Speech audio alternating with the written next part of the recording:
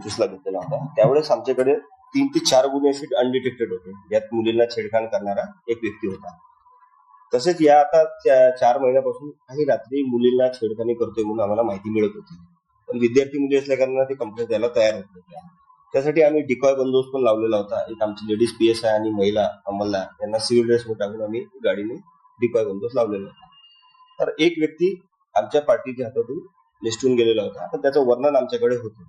त्याचप्रमाणे एक मागच्या महिन्यात एका महिलेने तक्रार केली की त्यांना रेडिसन ब्लू चौक पासून ते जैताळाकडे जाताना त्यांना छेडखानी केली. त्याची आम्ही रिपोर्ट दिली. त्यात आम्हाला तो नंबर प्राप्त झाला त्याच्या गाडीचा. त्या गाडीवर ट्रेस केला असता आम्हाला एक खोमदे उर्फ कार्तिक पटले नावाचा व्यक्ती आम्ही ताब्यात घेतला.